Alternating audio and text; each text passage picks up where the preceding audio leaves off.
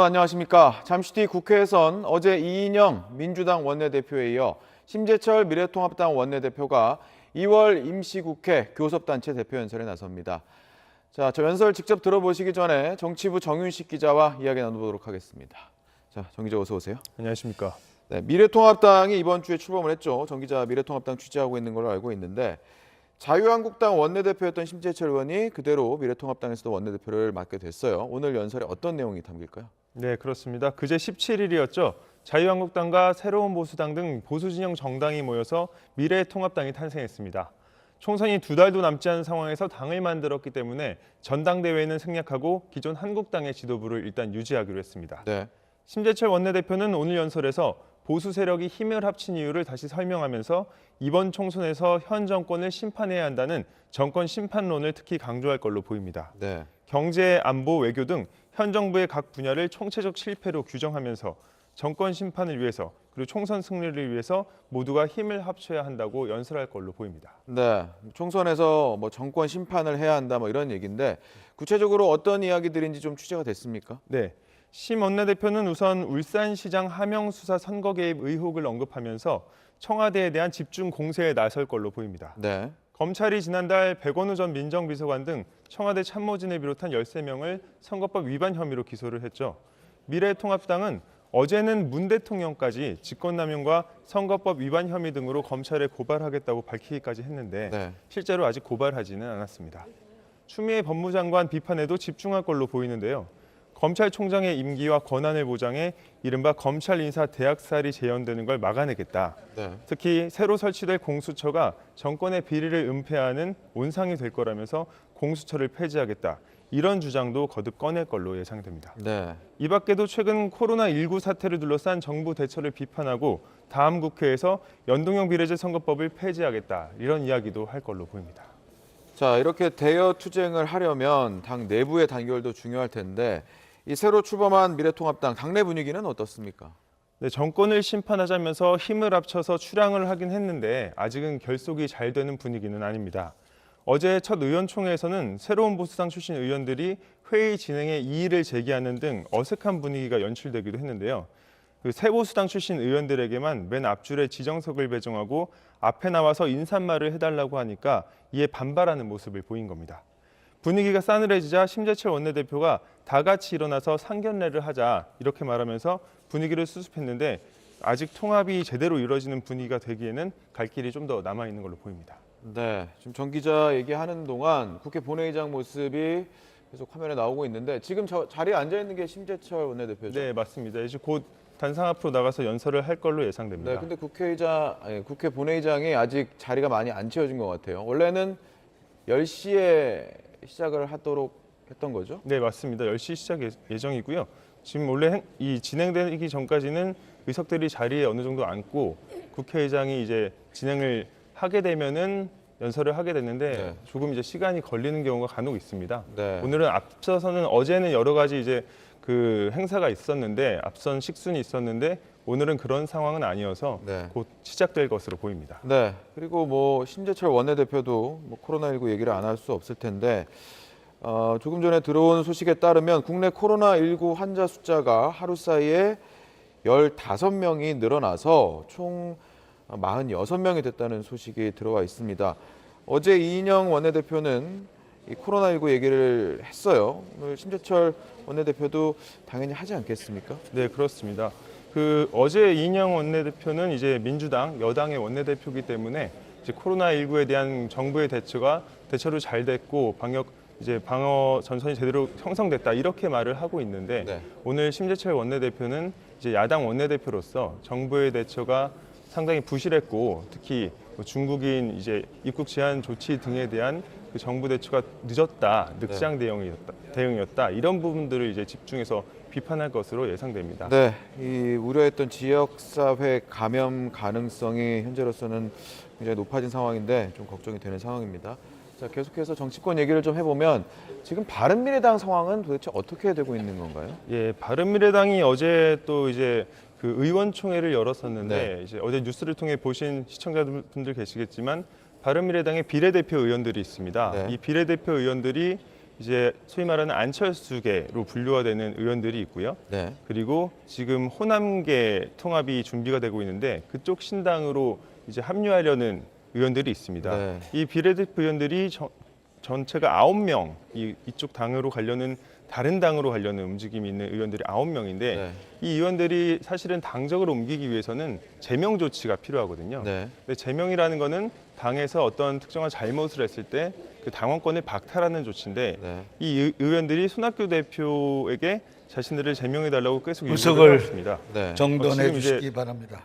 연설이 시작되는 네, 것 지금 같습니다. 의장이 의장석에 앉은 것 같고요. 이제 잠시 뒤면 얘기를 할 텐데 일단 그때까지는 얘기를 좀 이어가죠. 예. 보고사항은 회의록에 그런 상황에서 이제 손학규 대표가 이 제명 조치를 해주지 않자 네. 이분들이 소위 말해서 스스로 제명을 하는 셀프 제명을 했습니다. 네. 어제 의원총회에서 그래서 의결을 했는데요.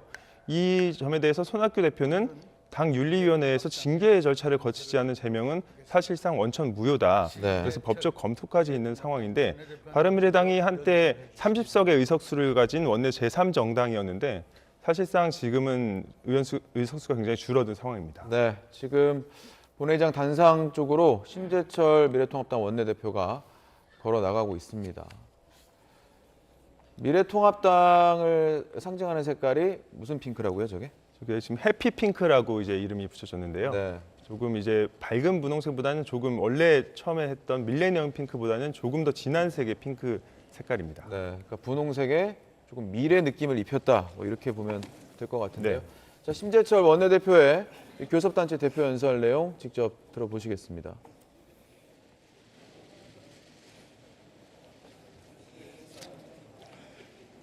존경하는 국민 여러분, 문희상 국회의장님과 선배 동료 의원 여러분, 정세균 국무총리를 비롯한 국무위원 여러분, 미래통합당 원내대표 심재철입니다. 국민 여러분, 저는 오늘 미래통합당의 대표위원으로서 겸허하면서도 영광된 마음으로 이 단상에 섰습니다.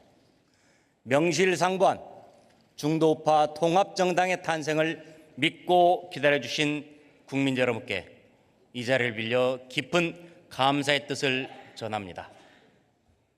우리 미래통합당은 국민의 내일을 준비하며 모든 국민을 우리의 국민으로 섬기겠습니다. 국민의 뜻을 받들어 자유민주주의와 시장 경제라는 대한민국 헌법 질서를 반드시 수호하겠습니다. 강한 국방과 튼튼한 한미동맹으로 국민의 생명과 안전을 지킬 것이며 당당한 외교로 국가의 위상을 높이겠습니다. 계층, 세대, 지역, 성별을 뛰어넘어 모든 국민이 하나가 될 수 있는 사회를 만들겠습니다. 우리 미래통합당은 문재인 정권을 심판해서 국민을 괴롭히는 폭정을 막아야 한다는 절박한 마음들이 모여 탄생했습니다. 자유, 민주, 공화, 공정을 추구하는 모든 이들이 손을 맞잡고 대한민국의 미래를 위해 뭉친 것입니다. 존경하는 국민 여러분, 지난 2017년 5월 문재인 정권은 극심한 전국 불안 속에서 출범했습니다. 국민은 공정을 염원했고 정의로운 권력을 갈망했습니다. 그러나 2년 9개월이 흐른 지금 공정과 정의는 짓밟혔고 국민의 염원은 배신당했습니다. 촛불혁명이라고 포장했지만 과거 촛불을 들었던 분들은 문재인 정권에 대해 냉소 어린 시선만을 보내고 있습니다. 지난 문재인 정권 3년은 그야말로 재앙의 시대였습니다. 대한민국의 근본이 무너지고 국민 삶이 피폐해지는 3대 재앙의 정권이었습니다. 첫째, 헌정 재앙입니다. 대한민국은 엄연히 자유민주주의 국가입니다. 헌법에도 명시되어 있습니다. 그러나 자유 대한민국에서 자유가 사라질 위기에 처해 있습니다. 권력의 횡포로 법치가 실종되고 의회 민주주의가 파괴됐습니다. 권력이 사법부를 장악하고 검찰을 무력화시켜 침묵을 강요하는 공포 사회를 만들고 있습니다. 문재인 정부는 자유민주주의를 배반하고 있습니다. 둘째, 민생 재앙입니다. 기적을 일궜던 우리의 경제는 무너졌습니다. 기업은 역동성을 상실하고 국민은 일자리를 잃었습니다. 자영업자와 소상공인은 폐업으로 내몰리고 있습니다. 세금 폭탄으로 국민의 지갑은 털리고 선심성 복지로 나라 곳간이 고갈되고 있습니다. 문재인 정권이 들어선 뒤 국민이 갚아야 할 나라 빚이 100조가 늘었습니다. 국가 채무는 무려 700조를 넘었습니다. 미래 세대에 넘겨줄 빚이 산더미처럼 쌓이고 있습니다. 경제정책 실패로 대기업, 중소기업 가릴 것 없이 극심한 불황에 허덕이며 우리 경제가 끝없이 추락하고 있습니다. 셋째, 안보 재앙입니다. 맹목적인 김정은 발악이 대북 정책으로 대한민국은 무장 해제되고 있습니다. 반면 북한의 핵과 미사일 위협은 날로 심각해지고 있습니다. 우리 안보의 핵심 축이었던 한미동맹은 와해되고 있습니다. 한미일 공조도 균열되고 있습니다. 대한민국을 지켜내는 안보가 무너지고 있습니다. 존경하는 국민 여러분, 무능하고 오만한 정권을 심판해 주시기 바랍니다. 미래통합당은 반드시 이번 21대 총선에서 압승해 문재인 정권의 3대 재앙을 종식시키겠습니다. 이번 4.15 총선은 거대한 민심의 분홍 물결이 문재인 정권 3대 재앙을 심판하는 핑크 혁명이 될 것입니다. 핑크 혁명으로 자유 대한민국을 수호하겠습니다. 문재인 대통령은 취임사에서 공존의 새 세상을 열겠다고 했습니다. 그러나 곧바로 적폐청산을 빙자하며 보복의 정치를 장애했습니다. 국민을 편가르고 권력 유지에만 골몰했습니다. 우리는 어느 날 신형 좌파 독재 정권의 폭주를 목도하고 있습니다. 대통령은 검찰 수사 대상이자 불의와 반칙과 특권의 화신인 피의자 조국을 법무부 장관으로 임명했습니다. 온 국민이 분노하는데도 대통령은 고집을 피우고 오기를 부리며 조국을 끌어안았습니다. 대통령이 국민과 전면전을 벌인 것입니다. 국민의 분노에 등 떠밀려 결국 사퇴한 조국에 대해 대통령은 크게 마음의 빚을 지고 있다고 했습니다. 도대체 무슨 빚입니까? 얼마나 큰 빚입니까? 이것이 대통령으로서 할 말입니까? 대통령의 눈에는 조국만 보입니까? 국민은 보이지 않습니까? 조국 사태는 법치유린의 전주곡에 불과했습니다. 대통령은 브레이크가 고장난 열차처럼 폭주하고 있습니다. 조국 사태의 피의자인 최강욱 공직기관 비서관은 검찰이 기소하자 쿠데타라고 비난했습니다. 그리고 공수처가 신설되면 기소 검사들을 수사받도록 하겠다고 협박까지 했습니다. 적반하장도 이런 적반하장이 없습니다.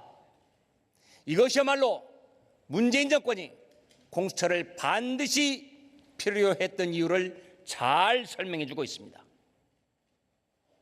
문재인 정권은 좌파 세력의 장기 집권을 위해 설계된 준연동형 선거제를 날치기 처리했습니다. 여야 합의로 선거제도를 결정한 관행을 완전히 짓밟은 의회 폭거였습니다. 또 비판 세력 탄압과 측근 비리 은폐를 위해 공수처까지 도입했습니다. 공수처는 대통령 하명 수사처가 될 게 분명합니다. 권력이 사법부, 의회, 검찰 등 주요 헌법기관을 장악하겠다는 것입니다. 울산시장 선거 공작 사건은 청와대가 사령부가 되어 민주당, 경찰, 행정부가 한 통속으로 대통령의 30년 지기 송철호를 당선시키고자 벌였던 범죄입니다. 그것은 자유당 정권을 몰락시킨 3.15 부정선거보다 더한 시대의 선거범죄입니다. 이 공작을 위해 청와대 8개 조직과 대통령 참모들이 일사불란하게 움직였습니다.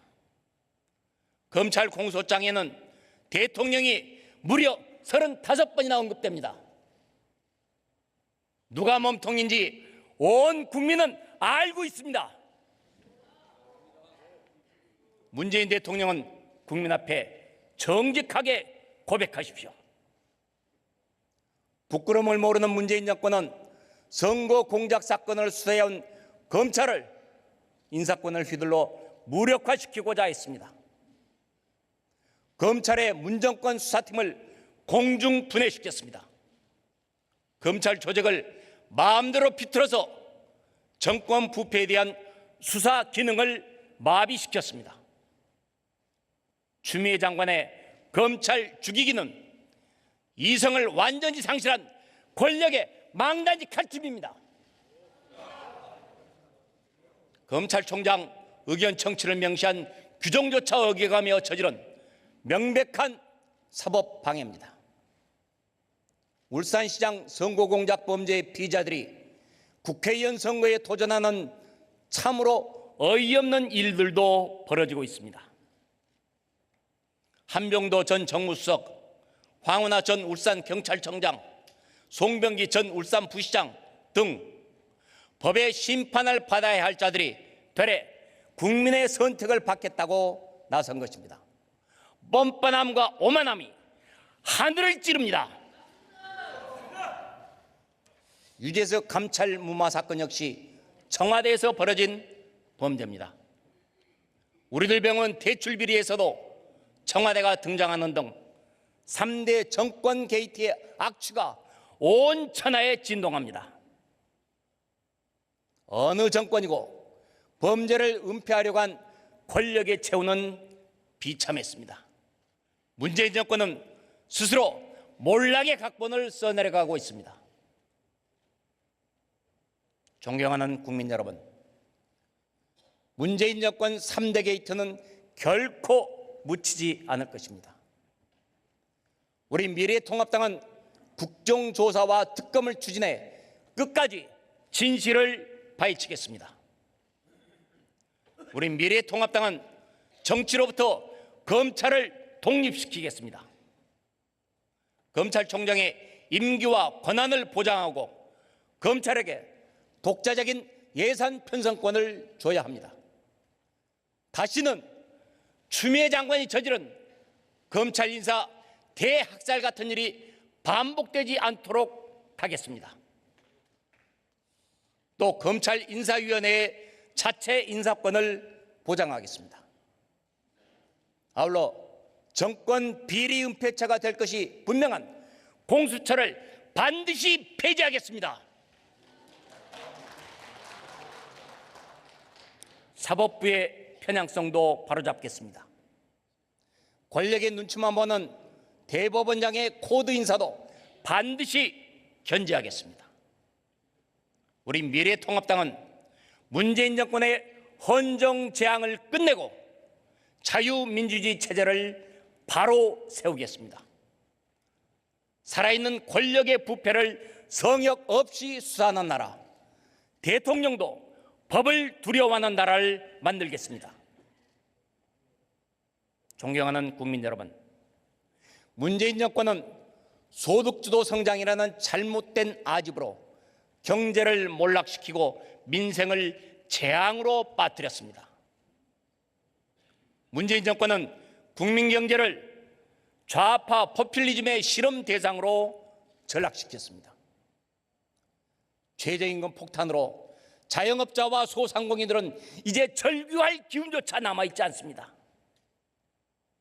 손님이 없어서 편하시겠다, 그동안 번 돈으로 버티시라, 이런 국무총리의 말은 영세 상인들의 마음을 후벼판 것입니다. 아니, 총리는 딴 세상에 살고 있습니까? 주 52시간제의 무리한 도입과 민노총 기득권 보호 정책으로 기업은 손발이 묶이고 의욕을 상실했습니다. 국민 경제는 어떻게 됐습니까? 국민들의 땀과 눈물인 세금을 헬리콥터로 살포하다시피 하는 문재인 정권입니다. 그래놓고 얻은 경제 성장률이 고작 2%에 불과했습니다. 명목 성장률은 OECD 36개국 중 34위, 꼴찌입니다. 수출은 14개월 연속 마이너스입니다. 나오는 지표마다 최악을 경신합니다. 우리 경제가 날개 없이 수직으로 추락하고 있습니다. 숱한 경제 적신호에도 불구하고 우리 경제가 건실하다고 말해온 대통령입니다. 그러더니 이제와 비상경제 시국이라며 특단의 대책이 필요하다고 강조하고 있습니다. 지금 시급한 특단의 대책은 바로 문재인 정권 소득주도 성장 정책의 폐기입니다. 정책 대전환이 없이는 그 어떤 대책도 경제를 살릴 수가 없습니다. 대통령은 그간 고용의 양과 질이 개선됐다고 새빨간 거짓말을 했습니다. 그러나 늘어난 일자리는 죄다 혈세를 퍼부어 만든 가짜 일자리였습니다. 초단시간 일자리는 대폭 늘었지만 안정적인 양질의 일자리는 사라지고 말았습니다. 게다가 우리 대한민국 경제의 허리인 3040 세대의 일자리는 계속 고갈되고 있습니다. 제조업 일자리도 마찬가지입니다. 일자리가 없는 세상, 가장들에게는 하늘이 무너져 내리는 고통입니다. 부동산 정책 실패는 이 정권의 무능과 실정의 결정체입니다. 부동산을 잡겠다며 18번이나 대책을 발표했지만 결과는 가격 폭등과 거래 절벽뿐입니다. 서민은 물론 중산층도 내 집 마련 꿈을 포기해야 할 지경입니다. 그럼에도 청와대 대변인을 비롯한 이 정권 주요 실세들은 부동산으로 억소리 나는 시세 차익을 올렸습니다. 우리 청년들과 신혼부부의 가슴은 미어집니다. 아무리 해도 평생 내 집을 가질 수 없다는 비관에 빠질 수밖에 없고 이 정권의 이중성에 치를 떱니다. 문재인 정권의 토지 공개념 발상은 더 심각합니다. 법무부 장관뿐만 아니라 여당인 민주당의 당대표와 원내대표가 연이어서 토지 공개념을 주장했습니다. 현직 서울시장, 경기도지사도 같은 이야기를 하고 있습니다. 국민의 사유재산권을 부정하려 하고 있습니다. 청와대 정무수석은 부동산 거래 허가제까지 꺼냈습니다. 토지 공개념을 비롯한 이런 생각들은 이 정권이 개헌을 통해 사회주의로 가겠다는 신호입니다. 문재인 정권은 경제를 살릴 의지도 능력도 없는 경제 무능 정권입니다. 문재인 정권은 좌파 포퓰리즘 경제 실험을 즉각 중단해야 합니다. 국민이 자유와 창의, 도전과 선택을 마음껏 누릴 수 있도록 경제 기조를 근본적으로 바꿔야만 합니다. 가장 시급한 과제는 국민 세금 예산을 제 멋대로 퍼쓰는 재정 포퓰리즘을 추방하는 것입니다. 재정 포퓰리즘은 단순히 재정 낭비에 그치지 않고 좌파 독재의 유력한 수단으로 이용됩니다. 베네수엘라의 몰락이 바로 그 증거입니다. 우리 미래통합당은 체계적이고 포괄적인 재정 건전화 정책을 추진해 더 이상 우리의 혈세를 탕진하지 못하게 막겠습니다. 재정 포퓰리즘은 국민의 삶을 정부 지원금에 중독시켜 국민의 경제 의지를 피폐화시키는 마취제의 다름이 아닙니다. 우리 미래통합당은 국민과 기업이 더 활기차게 움직이는 희망찬 대한민국을 만들 것입니다. 우리 미래통합당은 최저임금 결정 구조를 전면 개혁하고 업종별로, 구문별로, 규모별로 구분 적용을 도입하겠습니다. 또 법인세 과표 구간을 단순화하고 세율도 과감히 낮춰 기업의 투자와 고용을 적극 유인하겠습니다. 해외로 나간 기업과 공장이 국내로 돌아오도록 제도를 바꾸고 경영 환경을 개선하겠습니다. 노동개혁도 피할 수 없는 시대의 과제입니다. 경직돼 있는 노동시장은 진입장벽을 높이고 기업의 고용을 더 어렵게만 합니다. 노동을 유연화해야 고용도 더 늘어납니다. 노동 유연화가 곧 일자리 대책입니다. 우리 미래통합당은 민노총 등 강성노조의 갑질과 불법 파업을 근절하고 노사 불균형을 적극 해소하겠습니다. 또한 연공 서열 중심의 임금 체계 대신 역량 중심의 성과급제가 뿌리 내리도록 해서 불합리한 임금 구조를 타파해 나갈 것입니다. 부동산 대책도 수요와 공급의 원리에 충실해야 합니다. 공급은 하지 않고 수요만 틀어막아서는 절대 집값을 안정시킬 수 없습니다. 전국 주요 도시 노후 공동주택에 재건축 규제를 완화해 주택 공급을 늘리겠습니다. 직주 근접과 편리한 교육, 의료, 교통 인프라는 모든 국민이 마땅히 누려야 할 환경입니다. 부작용만 일으킨 분양가 상한제는 폐지하겠습니다. 문재인 정권의 무분별한 공시가격 상승 정책으로 초래된 국민에 대한 세금 폭탄을 막겠습니다. 문재인 정권의 잘못된 탈원전 정책은 우리나라 산업의 핏줄인 전력의 공급은 물론 해외 원전 세일즈마저 가로막고 있습니다.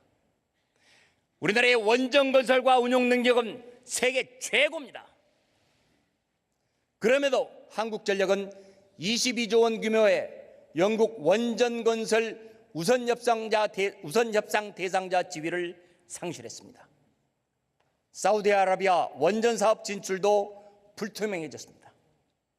우리가 안 쓰겠다는 원전을 해외 어느 나라가 기꺼이 사려고 하겠습니까? 탈원전으로 한전은 적자에 시달리고 그 결과 주택용 절전 할인은 종료되고 산업용 전기료는 오르는 등 국민의 전기료 부담만 늘어났습니다. 원전을 포기하는 것은 국익을 파괴하는 국가적인 자해 행위입니다. 탈원전 정책은 문재인 정권 실정의 대표 사례입니다. 존경하는 국민 여러분, 문재인 대통령은 처음에는 북핵 문제 해결의 운전자가 되겠다고 했습니다. 이후 중재자가 되겠다, 촉진자가 되겠다고 했지만 말잔치로 끝났습니다. 급기야 이제는 공개 모욕을 당하는 구경꾼 신세로 전락해버렸습니다. 문 정권은 줄기차게 김정은 바라기만 계속하고 있습니다. 북핵이 우리 안보를 직접 위협하는 상황인데도 북한의 눈치만 보고 스스로 무장 해제까지 했습니다. 북한 김정은에 대한 저자세의 대가는 참혹합니다. 북한은 삶은 소대가리라며 공개적으로 모욕했습니다. 김정은은 문 대통령 모친상에 낮아 조의문을 전달하고는 다음 날 보란듯이 미사일을 발사했습니다. 국제무대에서는 문 대통령이 북한에 속았다 하는 말이 회자되고 있습니다. 이것이 북에 벌어진 2년이라는 시간 동안, 이 정권이 북에 벌어진 2년이라는 시간 동안 북한은 핵과 미사일 능력을 더욱 고도화했습니다. 탄도미사일과 신형 방사포를 발사한 데 이어 잠수함 발사 탄도미사일, 곧 SLBM 발사 시험도 했습니다. 대륙간 탄도미사일 ICBM을 다시 쏠 것이라는 관측도 나오고 있습니다. 이런 상황에서도 문재인 정권은 북한 개별 관광 추진인의 금강산 관광 재개내 그리고 개성공단 가동인의 등을 운운하고 있습니다. 북한 정권이 금강산 관광시설을 일방적으로 철거해도 문재인 정권의 굴욕적인 북한 짝사랑은 계속되고 있습니다. 이것이 문재인 정권이 말하는 평화입니까? 문재인 정권은 귀순 의사를 밝힌 탈북자 2명을 강제로 북송했습니다. 탈북자 강제 북송은 사법 주권을 포기한 반인권적 만행입니다. 어떻게 헌법상 우리 국민을 죽음의 땅 북한으로 내몰 수 있다는 말입니까? 이국을 떠도는 탈북자들도 해외 탈북자들의 구조 요청도 외면하고 있는 문재인 정권입니다. 우리 국민의 생명과 권리보다 북한 정권의 심기 경호가 더 중요하다는 말입니까? 문재인 대통령 정말 인권 변호사 출신 맞습니까? 대한민국의 외교 안보 정책이 문 정권의 굴욕적 대북 정책에 의해 모두 뒤틀려져 버렸습니다. 문재인 정권은 끊임없이 국제사회의 대북 제재에서 이탈하려 했습니다. 그로 인해 한미 간 신뢰는 바닥까지 떨어졌습니다. 주요 한미연합훈련은 역사 속으로 사라졌고 그나마 남은 훈련도 동맹이란 이름이 빠졌습니다. 혈맹이던 한미동맹의 뼈대가 무너진 것입니다. 이것이 한미관계의 처참한 현주소입니다. 문재인 정권의 반일 선동은 불리한 전국 돌파를 위한 정략에 불과했습니다. 정작 아무것도 얻어내지도 못하면서 한일 관계만 악화시킨 무능한 정권입니다. 흔들리는 한미동맹과 와해되는 한미일 공조의 결과는 무엇입니까? 중국, 러시아 등 주변 강국의 우리 대한민국 무시, 대한민국 패싱입니다. 방공식별구역 카디즈가 유린당하는 등 동북아에서 대한민국의 설 자리는 좁아져만 가고 있습니다. 게다가 이 정권의 외교는 친중 사대주의로 흘러가고 있습니다. 우한 폐렴 사태 대응을 한번 보십시오. 국민 방역을 위한 초동 조치부터 허둥댔습니다. 중국인과 중국 방문객의 입국 금지도 미적거렸고 병 이름에 중국이나 우한이라는 단어를 쓰기조차 꺼려합니다.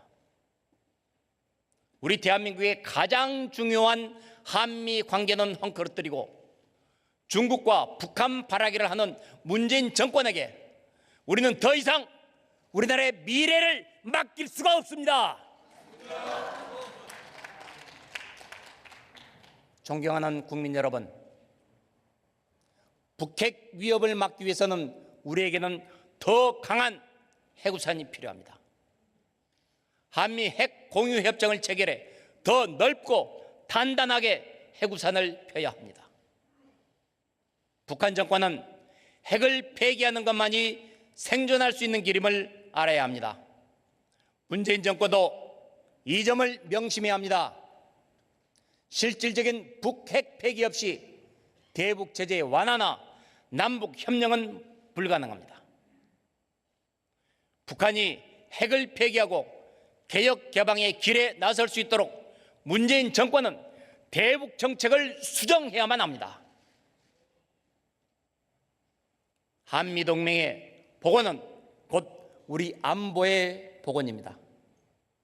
주요 한미연합훈련을 모두 재실시하고 전시작전 통제권 전환은 진정한 북핵 폐기 후에 추진해야 합니다.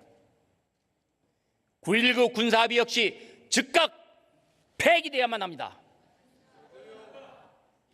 지소미아 한일 군사정보보호협정을 공식 연장하고 한미일 안보협력의 틀도 재건해야 합니다.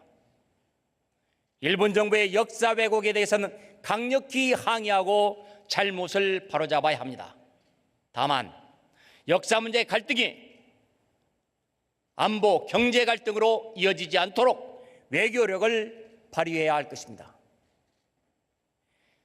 미국의 미사일 방어 체제에 편입되지 않겠다, 사드를 추가 배제하지 않겠다, 한미일 군사동맹을 체결하지 않겠다는 대중 삼불 정책에도 불구하고 중국의 경제 보복, 문화 보복은 계속되고 있습니다. 이제 우리도 삼불 정책을 백지화해야 합니다. 중국 눈치 보기에서 벗어나야 합니다.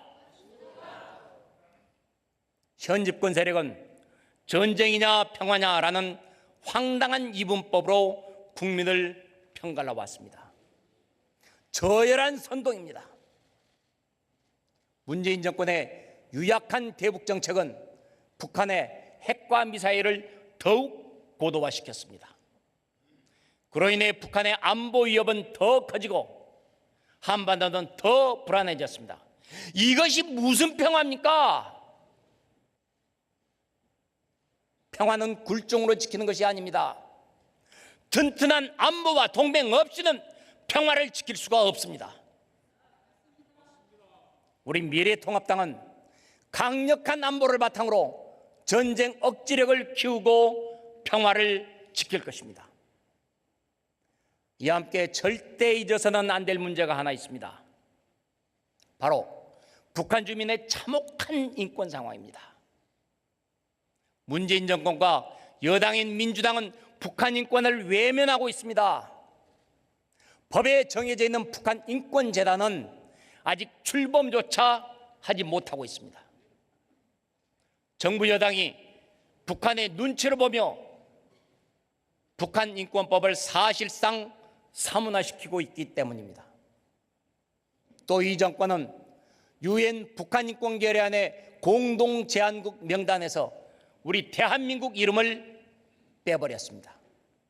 정치범 수용소, 고문, 공개 처형 등 북한의 끔찍한 인권 현실을 외면하겠다는 것입니다.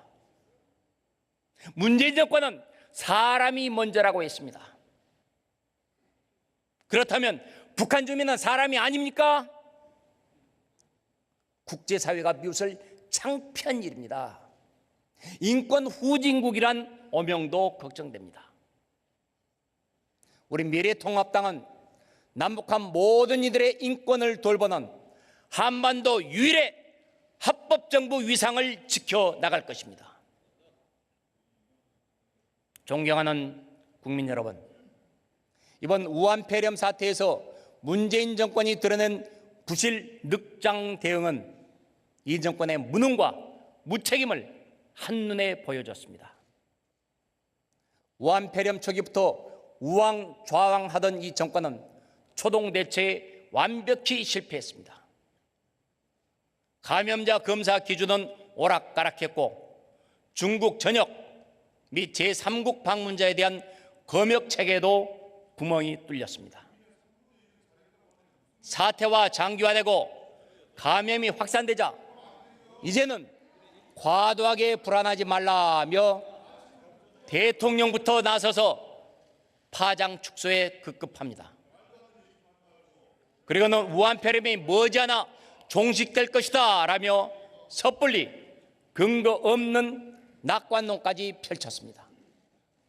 그런데 이후 29, 30, 31번 확진자가 나왔고 이 시각 현재까지 15명의 확진자가 무더기로 쏟아진 것입니다. 그러나 정부는 감염 경로조차 파악하지 못하고 있습니다. 지역사회 전파가 우려되는 상황인데도 대통령은 한가하게 자화자찬을 늘어놓는 것입니다.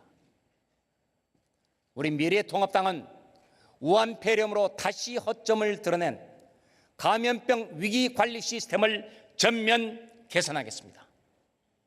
우선 질병관리본부를 청으로 격상시키겠습니다.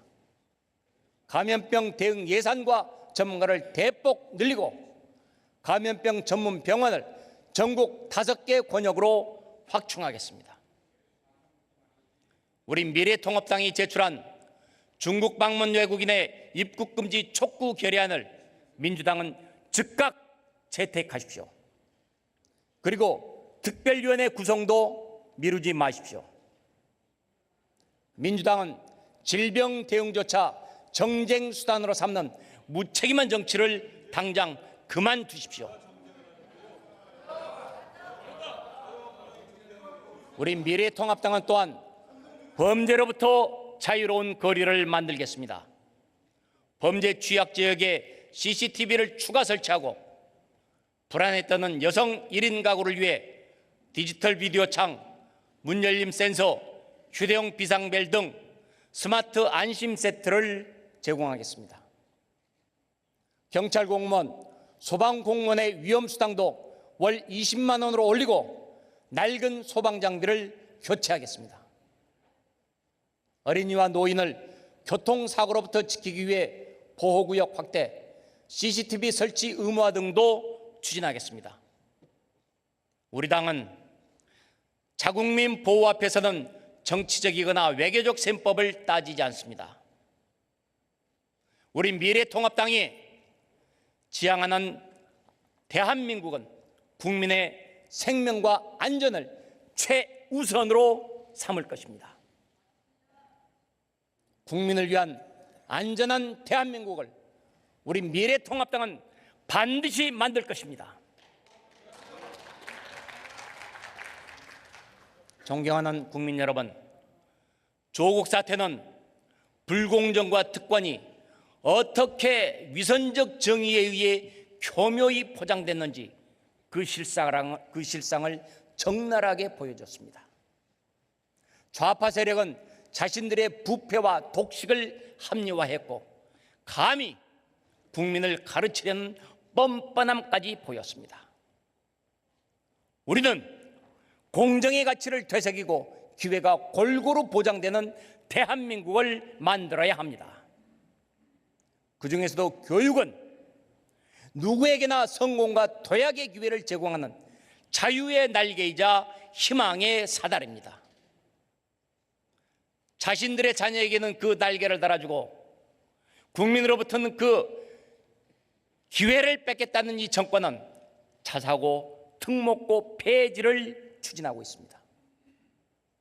우리 미래통합당은 자사고 특목고의 순기능을 극대화함과 동시에 일반고의 경쟁력을 높여가겠습니다. 위를 깎아서 아래로 끌어내는 것이 아니라 아래를 높여 함께 위로 올라가는 것이 우리 교육이 가야 할 길입니다.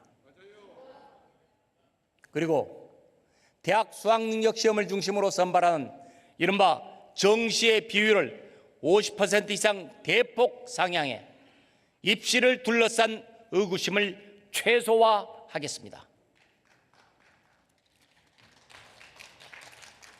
존경하는 국민 여러분, 민주당과 정의당 등 4+1 야합 세력은 국민은 알 필요도 없다며 준연동형이라는 괴물 누더기 선거제를 도입했습니다. 그 결과 국민은 자신의 표가 어디로 가는지도 모른 채 투표를 하게 됩니다. 역대 가장 혼란스러운 선거가 될 것입니다. 이번 총선을 마지막으로 준연동형 선거제는 우리 역사에서 사라져야만 합니다. 우리 미래통합당은 21대 국회에서 이 누더기 선거법을 반드시 폐기할 것입니다. 이번 총선의 본질은 국정에 실패한 문재인 정권을 심판하는 것입니다. 경제를 망치고 나라의 근본조차 흔들어 놓은 문재인 정권이 국민에게 표를 달라는 것은 염치도 양심도 없는 작태입니다. 문재인 정권과 민주당 그리고 2, 3, 4중대들의 어떤 방해 공작도 유권자의 현명한 심판을 막을 수는 없습니다. 문재인 정권은 2018년 선거 공작을 통해 울산시장직을 강탈해 갔습니다. 이런 정권이 이번 4월 총선에서 무슨 일인들 못하겠습니까? 국민은 관권 부정선거를 우려하고 있습니다. 문재인 대통령과 청와대는 울산시장 선거 공작과 같은 음모를 더 이상 꾸며서는 안 됩니다. 현재 선거관리에 주무부처인 행정안전부의 진영장관과 선거사범을 단속할 법무부의 추미애 장관 그리고 내각을 총괄하는 정세균 국무총리까지 모두 여전히 민주당 당원입니다. 이래서야 어떻게 중립적인 선거 관리를 기대할 수 있겠습니까? 문재인 대통령에게 요구합니다. 즉각 이들이 당적을 버리도록 조치하십시오. 선거 중립 내각을 구성하십시오. 이것은 지극히 합당한 요구입니다. 문재인 대통령이 이 요구를 거부한다면 그것은 곧 공명선거를 하지 않겠다는 뜻의 다름 아닙니다. 중앙선거관리위원회는 울산시장 선거 공작 같은 선거 범죄가 재발하지 않도록 선거를 엄정하게 관리해야 합니다. 우리는 중앙선관위가 본령을 넘어서 정당의 자율성을 침해하는 행위를 묵과할 수 없습니다. 아울러 사전투표를 둘러싼 국민적 의심이 해소되도록 국민의 감시 아래 사전투표 절차를 공정하고 투명하게 진행해야 합니다. 올해 새롭게 소중한 한 표를 행사하게 될 만 18세 유권자들에게 미리 축하의 말씀을 드립니다. 우리 미래통합당은 학교의 정치화, 교실의 정치화가 일어나지 않도록 대책을 강구하겠습니다. 존경하는 국민 여러분, 이번 총선은 자유민주주의 대한민국을 지키는 마지막 기회가 될 수도 있는 선거입니다.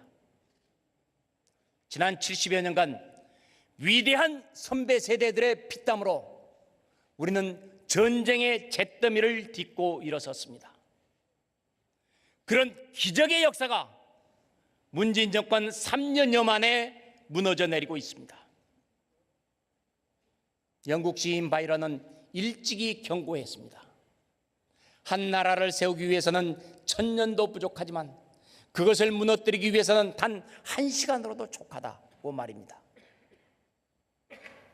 대한민국은 경제, 안보, 정치, 사회 모든 분야에서 문재인 정권의 폭주로 탈선하고 있습니다. 자영업자, 소상공인, 기업인 등 모두가 소득 주도 성장 정책 때문에 신음하고 있습니다. 민생과 가계 경제는 파탄났습니다. 더욱이 우리 헌법에서 자유가 사라지지 않을지 우려됩니다. 인민민주주의를 내건 북한의 주민에게 자유가 있습니까? 자유 없는 민주주의는 민주주의가 아닙니다.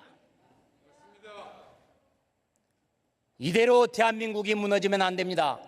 이대로 자유민주주의가 짓밟혀서도 안 됩니다. 어떻게 만들고 지켜온 나라입니까? 나라를 세우고 발전시켜온 선배 세대와 호국영년들에게 부끄럽지 않은 자랑스러운 대한민국을 일궈야 합니다. 우리는 미래 세대에게 더 나은 대한민국을 물려줘야 합니다. 현명하신 국민 여러분들께 간절히 호소합니다. 이번 총선은 나라 망친 문재인 정권을 심판하는 선거입니다. 헌정재앙, 민생재앙, 안보재앙의 종지부를 찍는 선거가 되어야 합니다. 국민 여러분, 여러분의 소중한 한 표로 문재인 정권 재앙의 시대를 종식시켜 주십시오. 좌파 독재가 더 이상 발붙이지 못하도록 신성한 주권을 행사해 주십시오. 문재인 정권 심판 투표로 나라를 지켜주시고 국민의 삶을 지켜주시고 우리 아이들의 미래를 지켜주시기 바랍니다.